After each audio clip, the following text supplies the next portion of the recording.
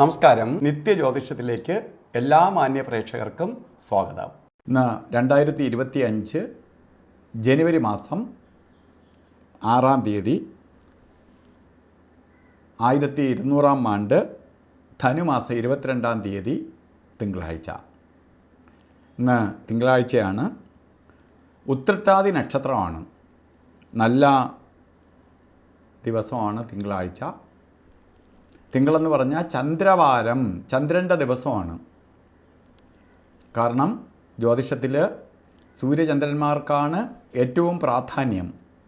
അതിൽ ചന്ദ്രവാരം, ചന്ദ്രൻ്റെ ദിവസം മാത്രമല്ല ഉത്രട്ടാതി നക്ഷത്രം, ഇതെല്ലാം കൊണ്ടും ഇന്നത്തെ ദിവസം വളരെ സൗഭാഗ്യപ്രദമായ ദിവസമാണ്, വളരെ ഐശ്വര്യപ്രദമായ ദിവസമാണ്.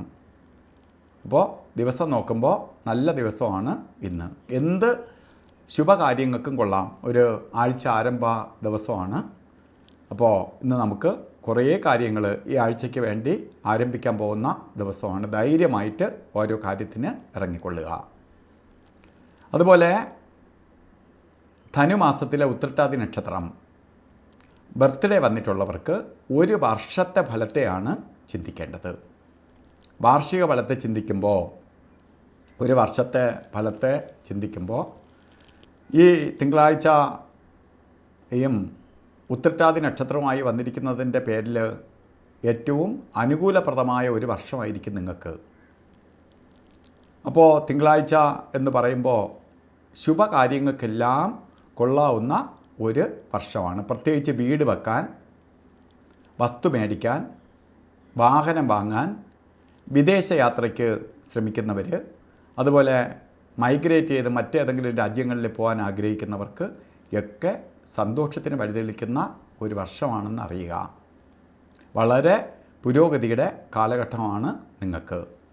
അപ്പോൾ നമ്മൾ ഇത്തരം കാര്യങ്ങൾക്ക് വല്ലതും തുനിയാൻ ആഗ്രഹിക്കുന്നുണ്ടെങ്കിൽ, വീട് വെക്കാനോ വസ്തു മേടിക്കാനോ വാഹനം വാങ്ങാനോ വിദേശയാത്രയ്ക്കോ ശ്രമിക്കുന്നുണ്ടെങ്കിൽ നിങ്ങൾ ഈ വർഷത്തിൽ ധൈര്യമായിട്ട് ശ്രമം തുടരണം, നടക്കും.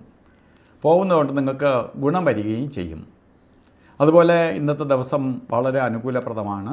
ഓരോ കാര്യത്തിന് ഇറങ്ങുമ്പോൾ രാവുകാല സമയം നോക്കിയിട്ട് പോകണം. കലണ്ടറിൽ നമ്മൾ രേഖപ്പെടുത്തിയിട്ടുള്ളത് 7:30 മണി മുതൽ 9 മണി വരെയാണ് രാവുകാല സമയം എന്നാണ്.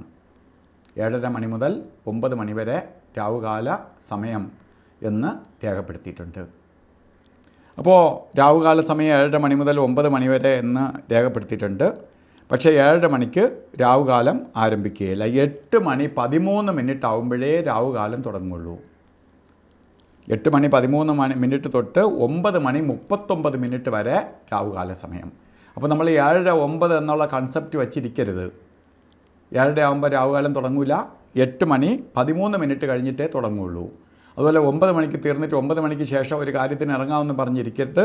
9:39 തീരുള്ളൂ. അതുകൊണ്ട് രാവുകാലം പറയുന്നത് നിങ്ങൾ ശ്രദ്ധിച്ച് ഓരോ കാര്യത്തിന്, അന്നത്തെ ദിവസം ഓരോ കാര്യത്തിന് പോകുന്നതിനൊന്ന് രാവുകാലത്തിന് മുമ്പോ രാവുകാലത്തിന് ശേഷമോ യാത്ര തിരിക്കണം. അതേപോലെ തന്നെ നമുക്ക് 2 സമയങ്ങൾ ഒരു കാര്യത്തിനും കൊള്ളത്തില്ല. ഗുളികകാല സമയവും യമകണ്ഠകാല സമയവും.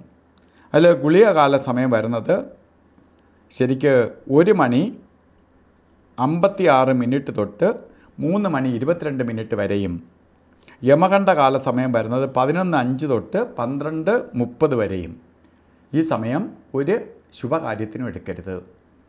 ഇന്ന് നമുക്കല്ലാതെ തന്നെ മുഹൂർത്തമുണ്ട് എങ്കിൽ പോലും അഭിജിത്ത് മുഹൂർത്തം പറഞ്ഞത് 12 മണി 6 മിനിറ്റ് തൊട്ട് 12 മണി 54 മിനിറ്റ് വരെ അഭിജിത്ത് മുഹൂർത്തത്തിൻ്റെ കാലയളവാണ്. അഭിജിത്ത് മുഹൂർത്തം വളരെ നമുക്ക് നല്ല ഫലത്തെ ചെയ്യുന്ന സമയമാണ്. എന്ത് കാര്യത്തിനും കൊള്ളാം. അതുകൊണ്ട് അഭിജിത്ത് മുഹൂർത്തം നമുക്ക് എല്ലാത്തിനും എടുക്കാം.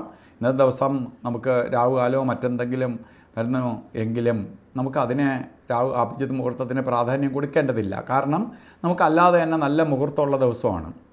അതുപോലെ ഇന്ന് ഓരോ കാര്യത്തിന് ഇറങ്ങുമ്പോഴും വസ്ത്രധാരണത്തിന് ശ്രദ്ധിക്കണം. ശുഭ്ര വസ്ത്രധാരിയായിട്ട് നടക്കണം. വെള്ള കളറോ പേളിൻ്റെ കളറോ അതുപോലെ വൈറ്റ് മിക്സായിട്ടുള്ള കളറോ ആയിട്ടുള്ള വസ്ത്രധാരണം നടത്തുന്നത് വളരെ ഭാഗ്യദായകമായി തീരും. നമുക്ക് ചന്ദ്രൻ്റെ പവർ ബോഡിയിലേക്ക് വരികയും കൂടുതൽ പ്രകാശിക്കാനിട വരികയും ചെയ്യും. അപ്പോൾ ഇന്നത്തെ ദിവസം എല്ലാവർക്കും ഭാഗ്യദായകമായി തീരട്ടെ എന്ന് പ്രാർത്ഥിച്ചുകൊണ്ട് നിർത്തുന്നു. നന്ദി, നമസ്കാരം.